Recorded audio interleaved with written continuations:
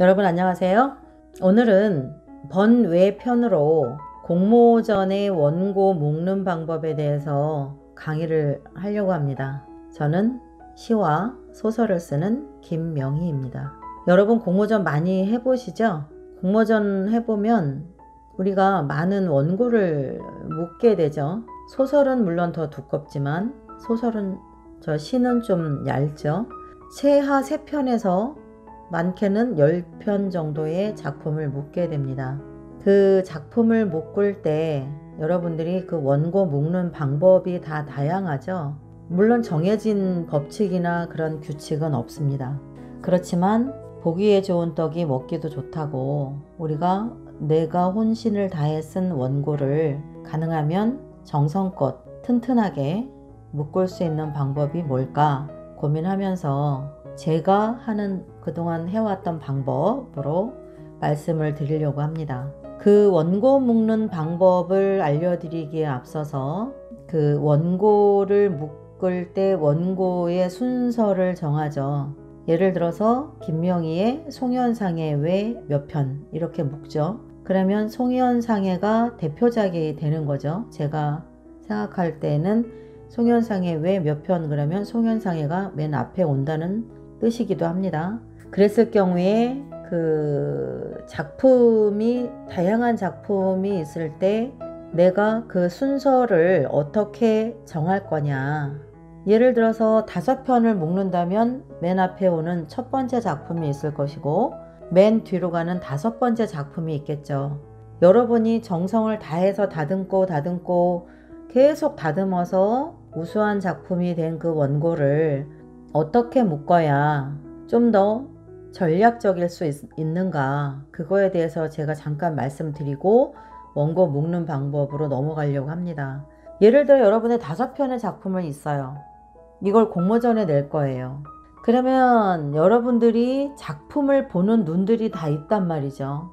객관적으로 내 작품 5편 중에도 이건 정말 잘 썼어, 너무너무 마음에 들어, 그런 대표작이 있고, 그 다음 2위, 3위, 4위, 5위 정도의 작품이 서열이 갈릴 거예요. 그건 누구나 그 서열을 나눌 수가 있어요.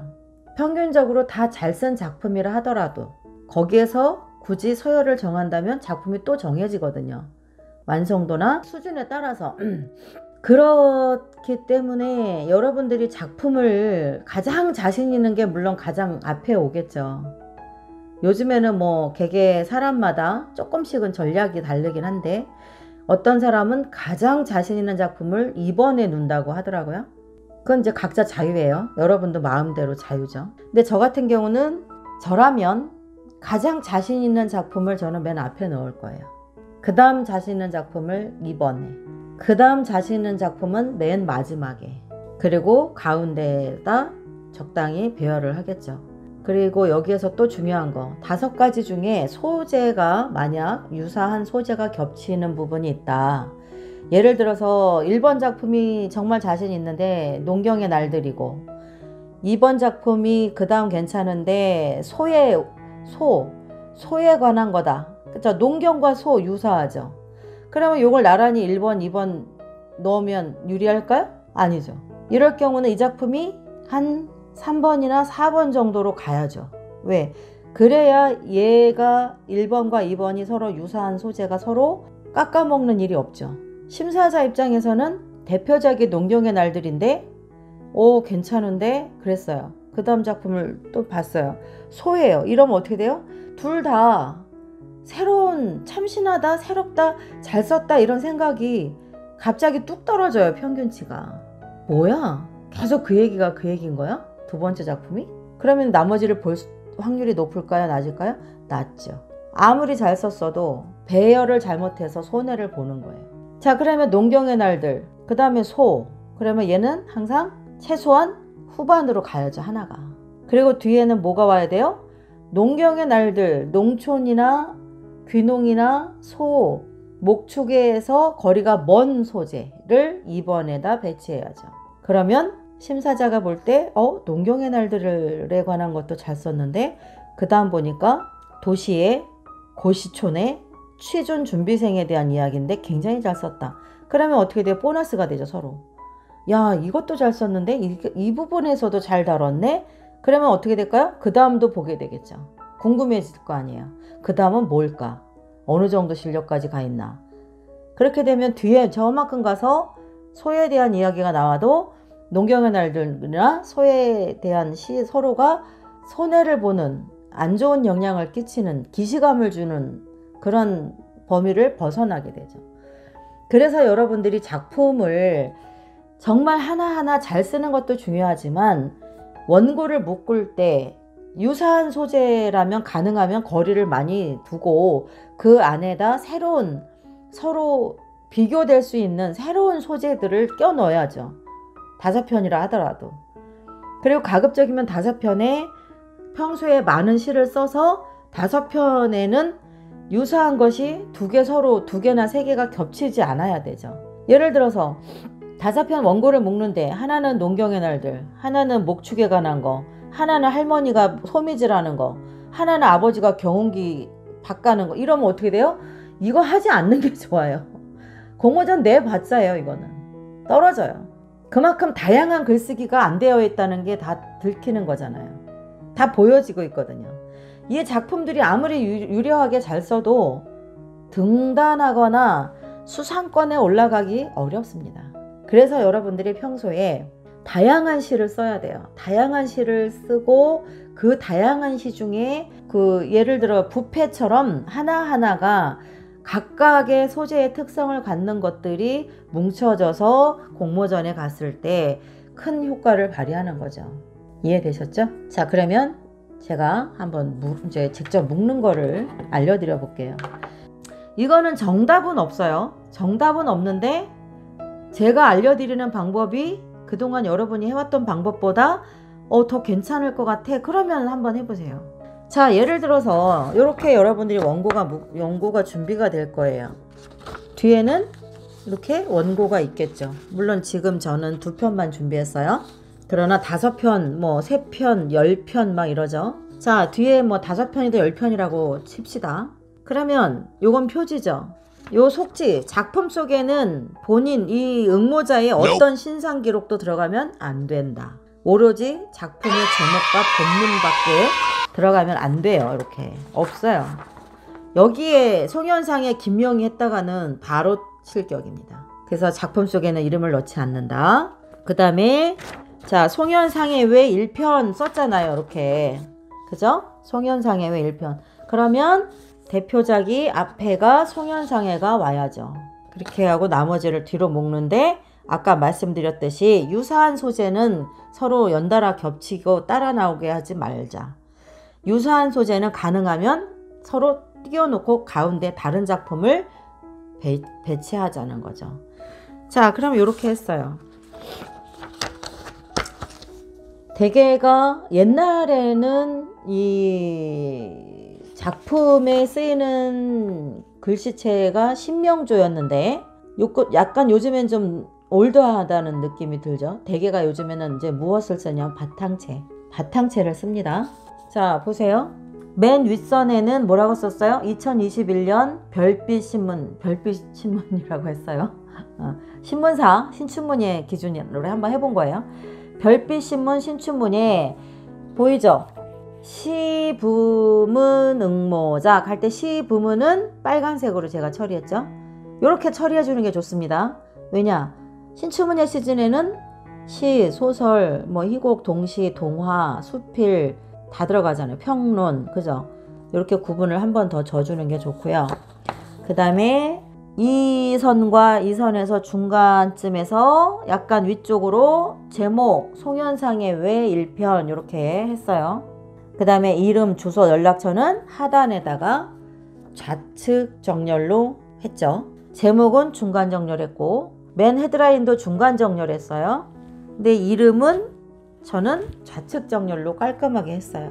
자, 이렇게 묶었습니다. 일단 그러면 이제 첫 번째 스테플러로 찍어줄 거예요. 스테플러로 찍어주는데 어떻게 찍어주느냐, 요 위 선에서 0.5mm 정도 선상에서 딱 4번을 제가 찍어줄 거예요. 한번 볼게요. 이렇게 찍어준 거예요. 이렇게 한 이유가 있어요. 이 위에다 제본 테이프를 붙여줄 거예요. 한 번 더. 이렇게 가면 흉하잖아요. 여러분 마치 속옷만 입고 나가는 사람 같잖아요. 그죠?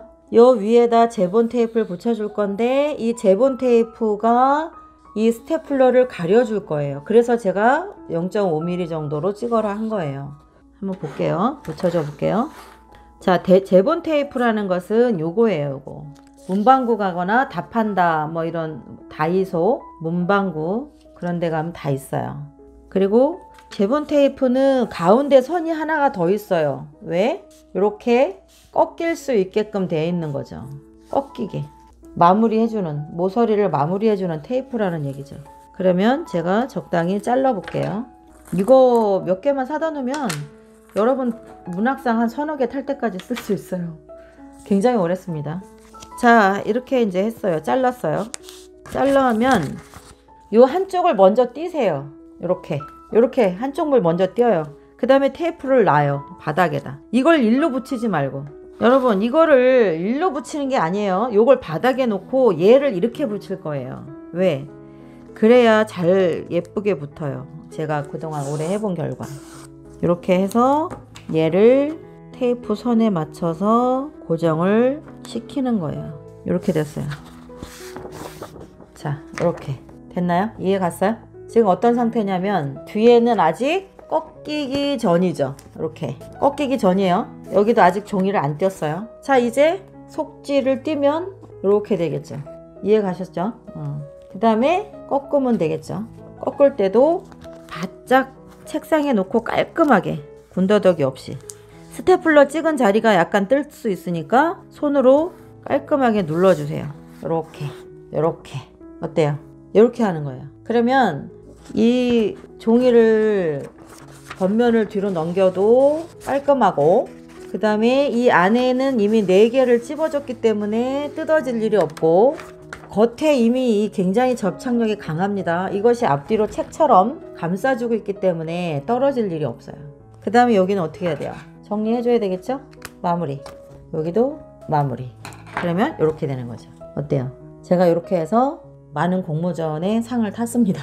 물론 뭐 이렇게 이게 영향을 주는 건 아니겠지만, 일단 첫째 작품 굉장히 심혈 기울여서 잘 쓰시고, 그 다음에 잘 쓴 작품이라도 1번, 2번, 3번, 4번, 5번 작품을 배치해서 놓을 때 유사한 소재는 연달아 겹치지 않게 따로 떼어 놓는다. 거리를 중간중간에 새로운 소재를 넣어서 서로의 작품이 유사한 겹침이 있거나 뭔가 기시감이 들게 하는 그런 손해는 보지 않도록 미리 배려를 해서 새로운 주제들을, 소재들을, 작품을 골고루 묶으면 좋죠. 자, 이렇게 했으면 최종적으로 한 번 더 이제 여러분들이 보는 거예요. 오타 있나 없나. 물론 아까 여러 번 봤을 거예요. 이렇게 묶기 전에 분명히 오타 있나 없나 봤을 테고, 작품 속에 내 이름이 들어가면 안 되는데 들어갔나 봤을 테죠. 한 번 더 보는 거죠. 왜?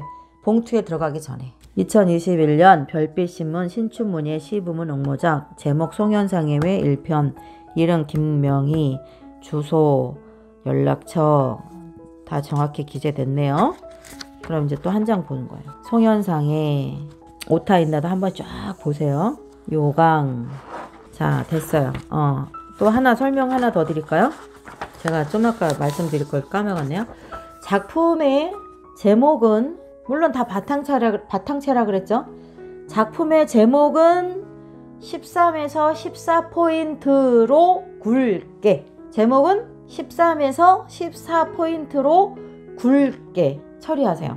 그 다음에 본문은 11에서 12포인트 중에 선택을 하는데 가늘게. 굵게 하면 읽을 때 심사자들은 너무나 많은 활자들을 보기 때문에 굵으면 확 질리고 피곤해요. 그거 굵게 안 하는 게 좋습니다. 가늘게. 본문은 가늘게. 11포인트에서 12포인트 바탕체.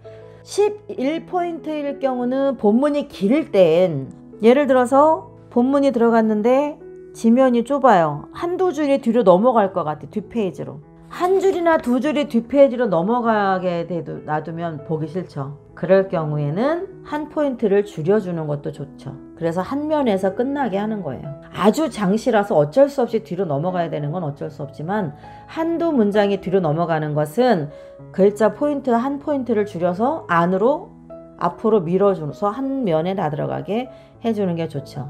어떤 경우는 시가 유독 10줄 내외 8줄, 10줄을 짧은 경우가 있어요. 짧은 경우는 11포인트 하면은 너무 좁아 보이죠, 범위가. 그럴 경우는 보기 좋게 12포인트 정도로 적당히 주면 어느 정도 공간도 채워지면서 안정감이 들죠. 그래서 제목은 바탕채 13에서 14포인트로 굵게, 본문은 바탕채 11에서 12포인트로 가늘게, 그리고 시가 길면 11포인트나 10포인트로 조절하시고 시가 짧다 그러면 12포인트로 조절을 하시면 돼요. 예, 도움 되셨나요?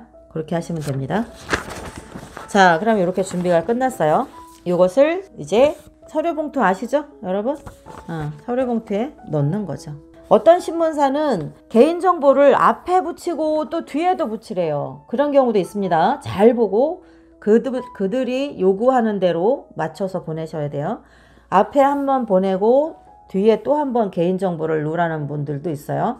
그런 분들은 맨 마지막에 넣어서 같이 처리를 하거나 별도로 넣거나 상관은 없습니다. 네. 자, 오늘은 여러분에게 공모전 원고 묶는 방법 번외편으로 한번 수업해 봤습니다. 도움 되셨나요? 좋아요, 구독 누르셨나요? 네, 감사합니다. 다음에 더 알찬 수업 가지고 돌아올게요. 여러분 안녕. 다음에 만나요.